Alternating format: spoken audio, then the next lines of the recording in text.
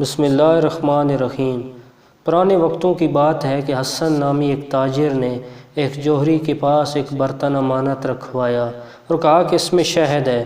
برتن اوپر اور نیچے کی تہہ میں تو شہد تھا، لیکن درمیان میں ایک تہہ تھی جس میں اشرفیاں بھری ہوئی تھیں، لیکن حسن نے جوہری کو اشرفیوں کے بارے میں نہ بتایا اور شہد کا کہہ کر اپنی امانت کچھ عرصہ کے لیے رکھوائی اور دور دراز کے سفر پر چلا گیا۔ بہت عرصے بعد جب وہ واپس آیا تو جوہری سے اپنی امانت واپس لینے گیا۔ جوہری نے اس کی امانت اسے واپس لوٹا دی اور وہ برتن اسی طرح بند تھا جس طرح حسن نے جوہری کو دیا تھا۔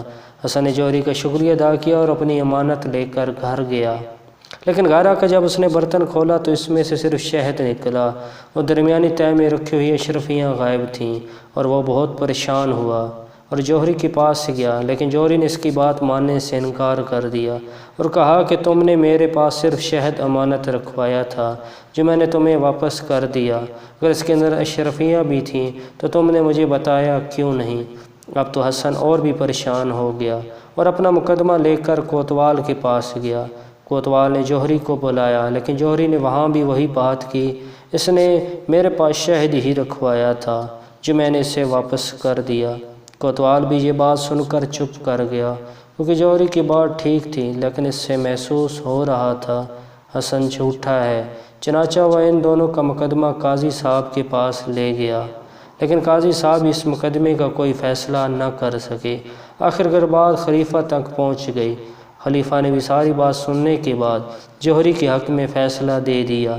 جوہری ٹھیک کہہ رہا ہے، اگر برتن میں اشرفیاں تھیں تو حسن کو بتانا چاہیے تھا، اس نے شہد امانت رکھوایا تھا جو اسے مل گیا۔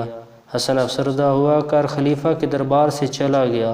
سب کو پتا تھا کہ حسن سچا ہے، لیکن وہ عجیب و غریب مقدمے کا فیصلہ کرنے سے قاصر تھے۔ کچھ دن گزرنے کا خلیفہ بھیس بدل کر اپنی عادت کے مطابق شہر کا جائزہ لینے نکل گیا۔ ایک جگہ اس نے کچھ بچے کھیلتے دیکھے، جن میں سے ایک خلیفہ بنا ہوا تھا، ایک جوہری اور ایک حسن۔ وہ اسی مقدمے کے بارے میں بات کر رہے تھے۔ خلیفہ رک کر دیکھنے لگ گیا۔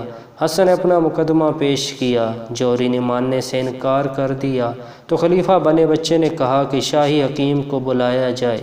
ایک بچہ شاہی حکیم کے روپ میں آیا۔ خلیفہ بنے بچے نے اس سے کہا کہ اس شہد کو چکھ کر بتاؤ کہ یہ کتنا پرانا ہے۔ شاہی طبیب نے چکھنے کے بعد کہا کہ یہ شہد تازہ ہے، یعنی زیادہ عرصہ پرانا نہیں ہے۔ خلیفہ بنے بچے نے جوہری بنے بچے سے کہا کہ تم اس کا برتن کھولا تھا اور شہد نکالا تھا، اب یا تو تم اس کی اشرفیاں واپس کرو یا پھر سزا کے لیے تیار ہو جاؤ۔ خلیفہ یہ واقعہ دیکھ کر بہت خوش ہوا اور واپس اپنے دربار جا کر جوہری اور حسن کو طلب کیا اور اسی طرح سے شاہی طبیب کو بلا کر شہد چکھنے کا کہا، تو شاہی طبیب نے بتایا کہ شہد تازہ ہے۔